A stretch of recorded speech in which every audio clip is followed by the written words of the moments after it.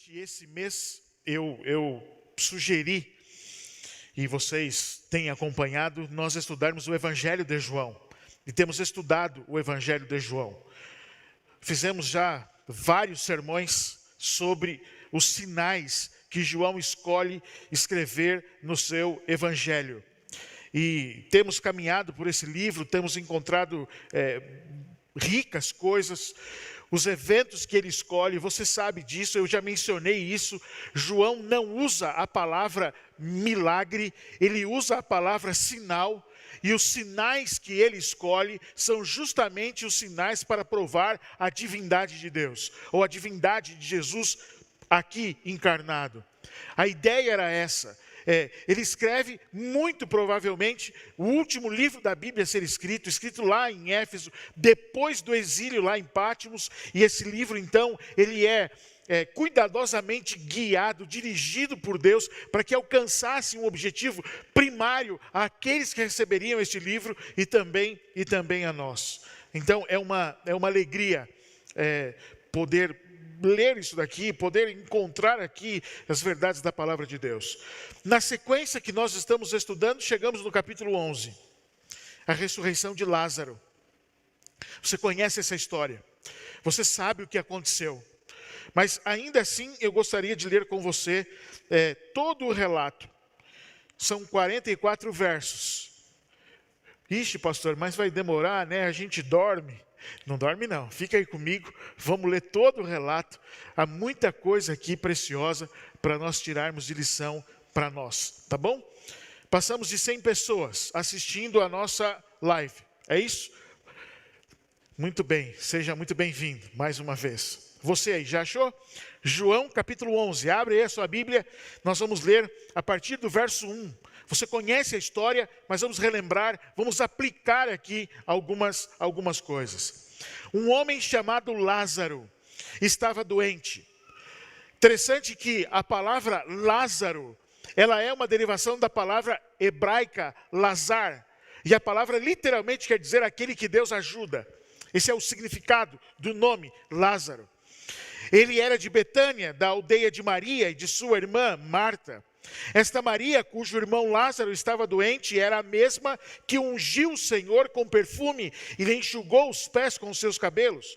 Por isso, as irmãs de Lázaro mandaram dizer a Jesus: aquele que o Senhor ama está doente.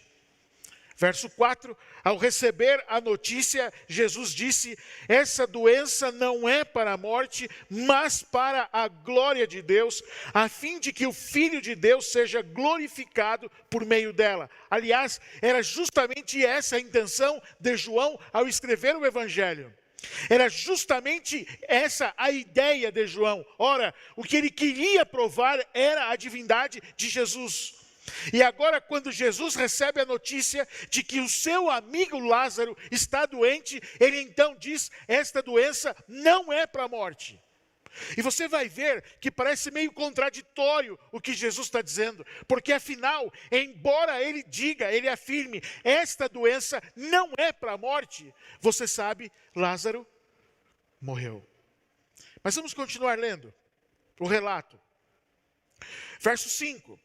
Ora, Jesus amava Marta e a irmã dela, e também Lázaro.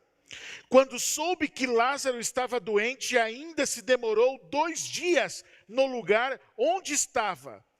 E agora há um detalhe aqui curioso, porque se a Bíblia diz que Lázaro era amigo de Jesus, a Bíblia diz que Lázaro amava Jesus, porém, quando ele ouve a notícia de que o seu amigo está doente, ele demora 2 dias.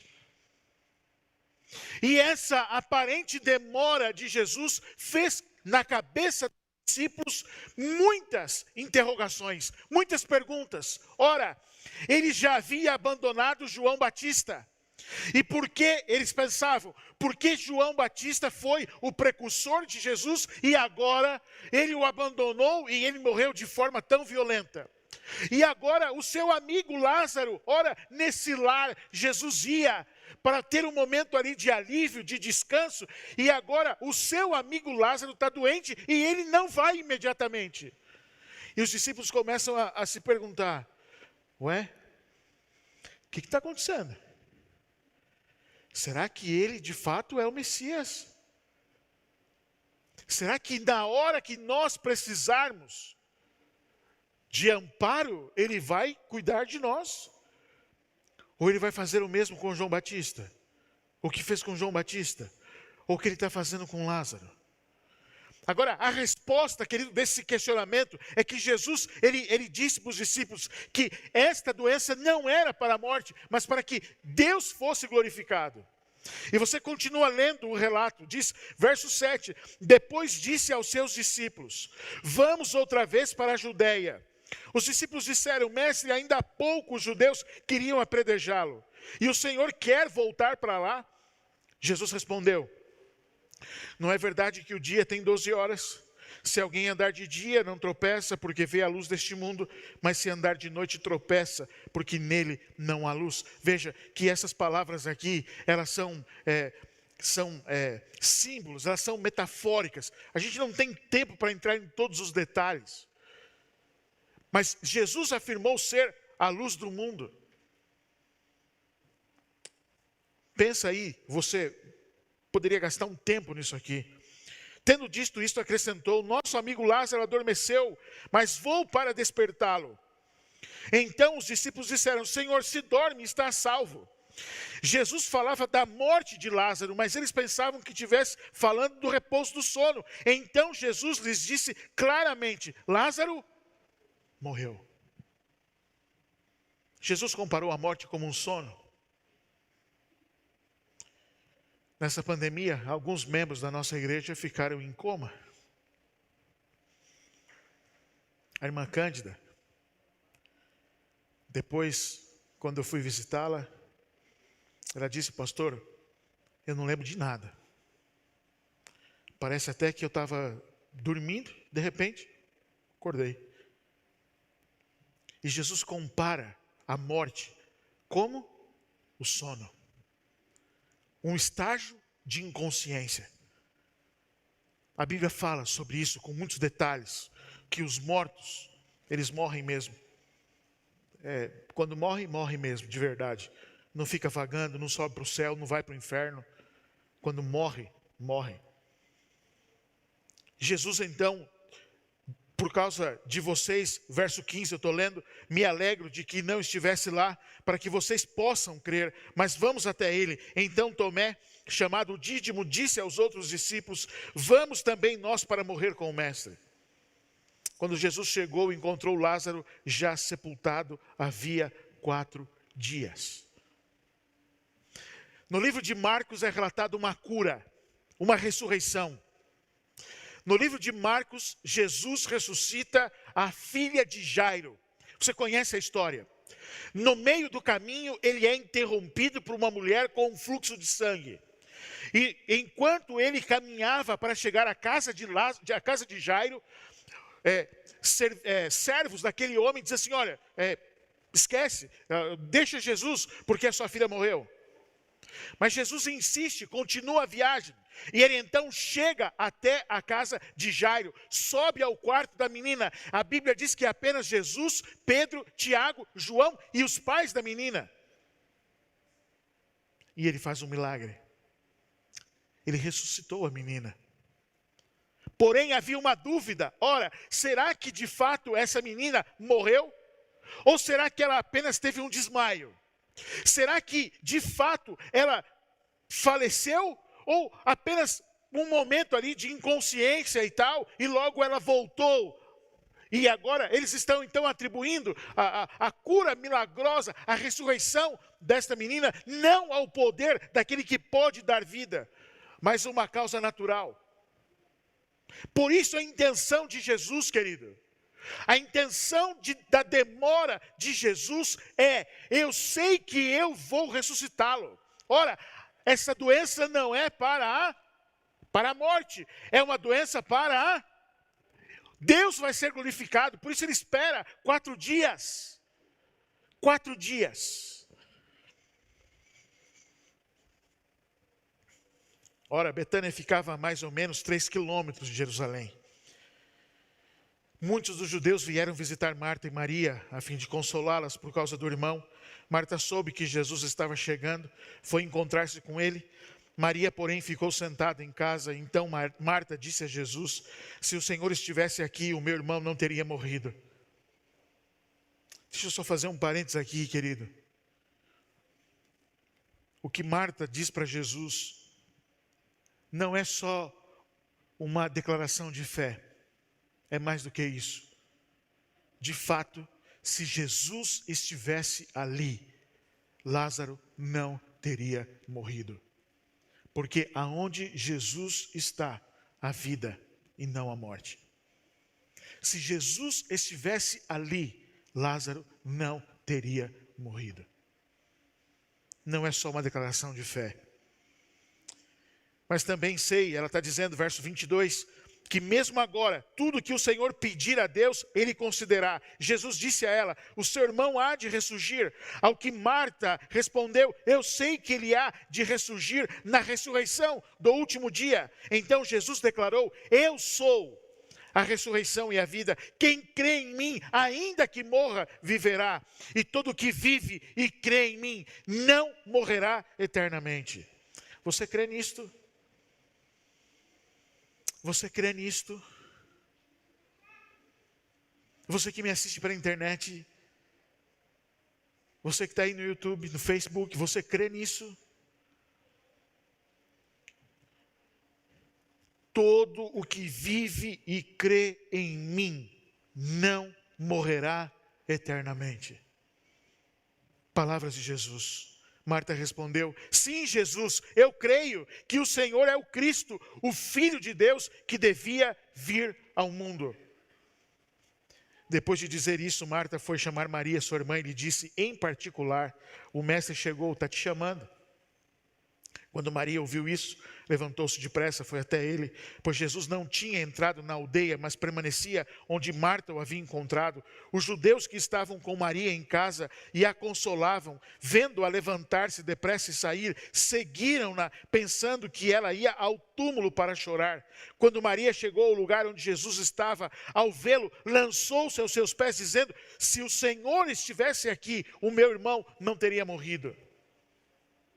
A mesma história, quando Jesus viu que ela chorava e que os judeus que o acompanhavam também choravam, agitou-se no espírito, se comoveu e perguntou: onde vocês o puseram? Eles responderam: Senhor, vem ver. Verso 25, Jesus chorou. E a grande pergunta, o grande questionamento é: por que Jesus chorou? Ora, se ele disse que a doença de Lázaro era para a vida, não era para a morte. Se ele havia dito que Deus seria glorificado. Ora, se ele mesmo acabou de dizer para Marta que quem crê em mim não morrerá eternamente. Ora, qual é o motivo que fez com que Jesus chorasse? Há várias explicações.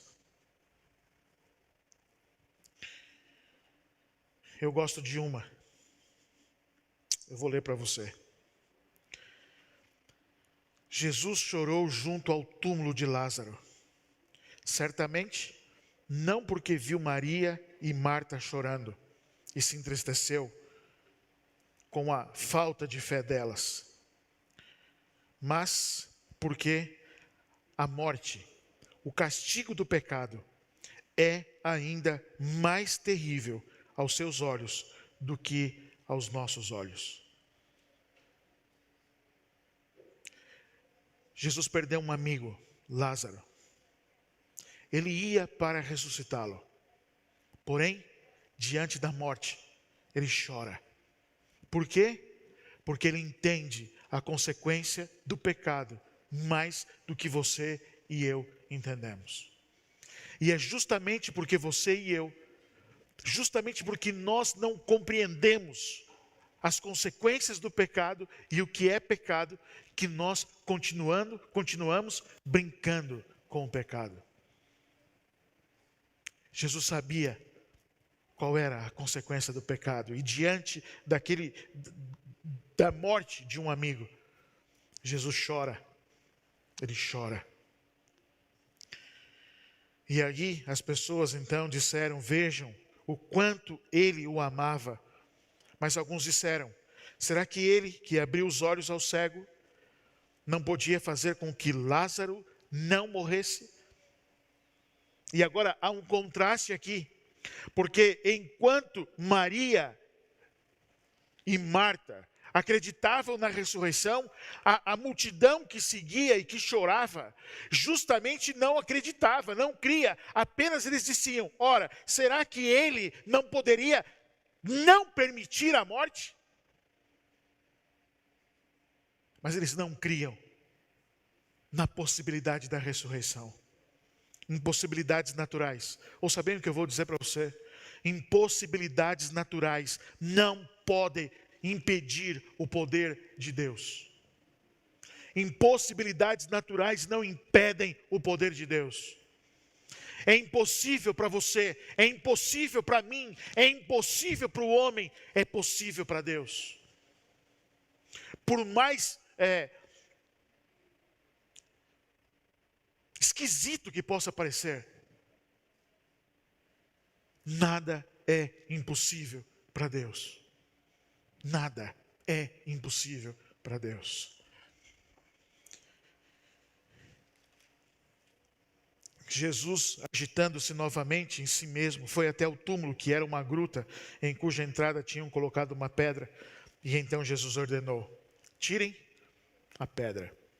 E agora a confirmação. Marta, irmã do falecido, disse a Jesus, Senhor, já cheira mal, porque está morto há 4 dias. Ora, olha a ideia. Jesus não mexe com ele. 4 dias. Uma pessoa que faleceu há 4 dias atrás, já está num estágio de decomposição. Senhor, não mexe com isso. Ele já foi, ele morreu. Ora, e então, querido, eu começo a pensar assim, que a fé que essas mulheres, Marta e Maria, elas afirmaram ter, na verdade, elas não tinham. Era apenas um assentimento intelectual, era apenas uma ideia, era apenas uma forma de se expressar, mas no coração elas não criam. Ora, não tire a pedra, está cheirando mal. Ou elas apenas criam na ressurreição da segunda vinda, na ressurreição futura. Jesus dá uma ordem, tire a pedra, tirem a pedra. E eu vou te dar um outro conselho. Não se requisita o poder divino, aquilo que o poder humano pode fazer. Eu não peço ao poder de Deus aquilo que é minha responsabilidade fazer. É muito comum, eu já disse isso para vocês. É muito comum isso.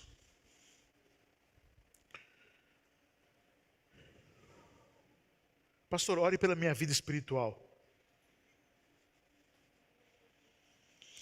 Você certamente já ouviu alguém fazer esse pedido, ou você já fez esse pedido? Pastor, ora pela minha vida espiritual. A pergunta é, quem é que tem que se preocupar com isso? Você ou Deus? Então por que você está pedindo para Deus? Uma coisa que me deixou assustado nessa pandemia toda. Mais de 200 dias a igreja fechada. E a maioria das pessoas com quem eu conversei disseram, pastor, a minha fé fraquejou. Eu perdi o ânimo, pastor. A minha fé, eu perdi a esperança.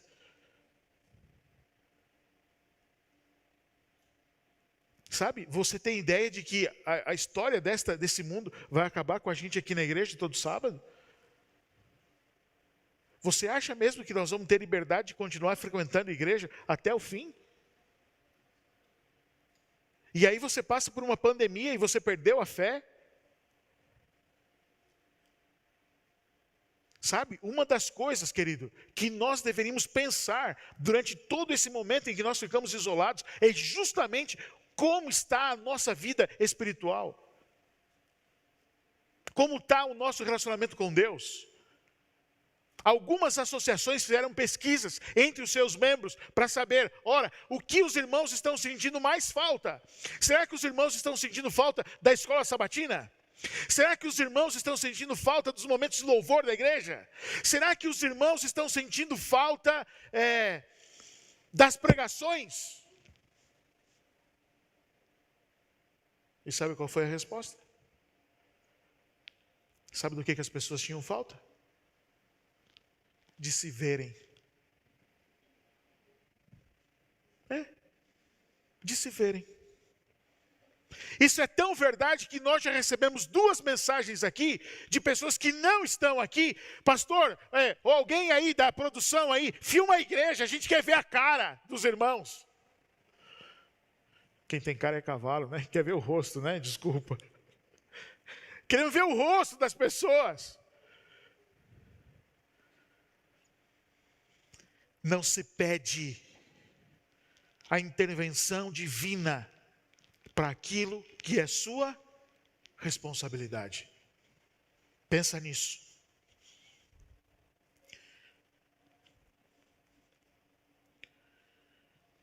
Verso 40, Jesus respondeu: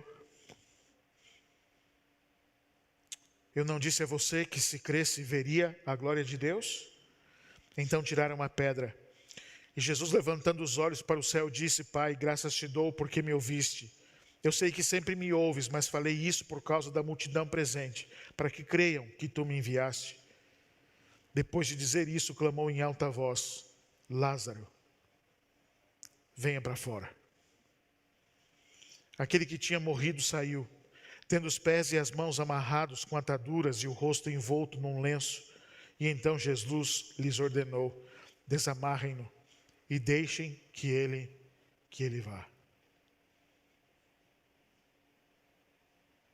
Uau! O que aconteceu aqui? 4 dias decompondo. E agora uma ordem: Lázaro, vem para fora. Lázaro, vem. Querido,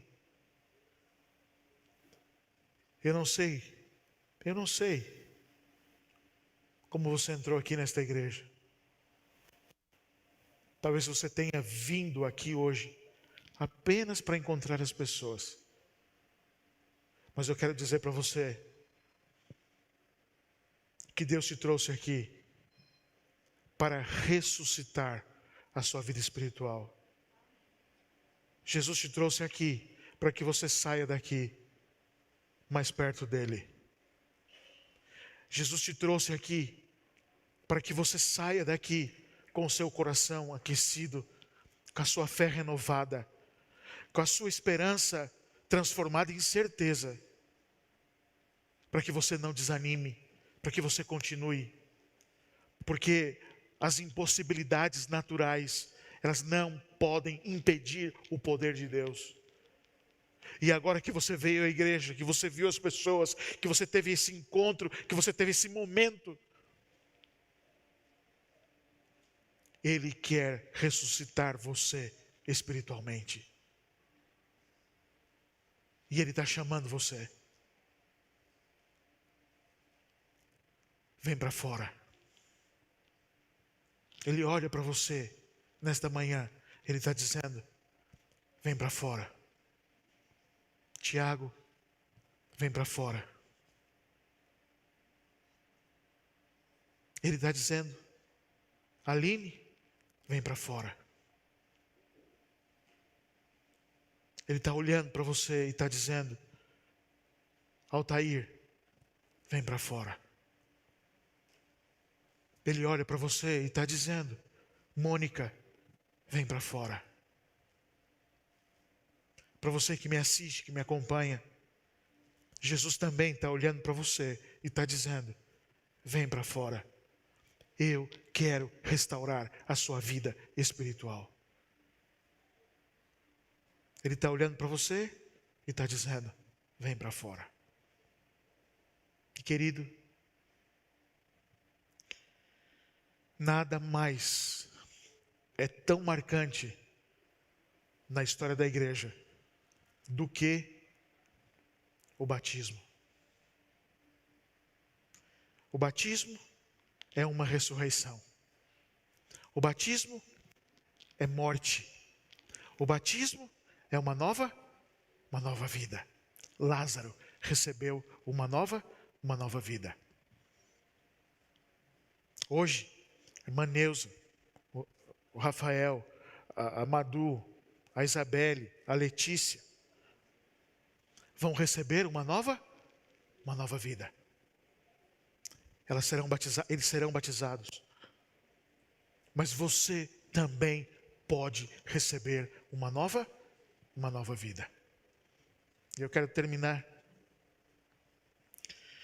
Semana passada eu recebi um tweet que dizia: a voz que tirou Lázaro do túmulo é poderosa para nos tirar de qualquer situação.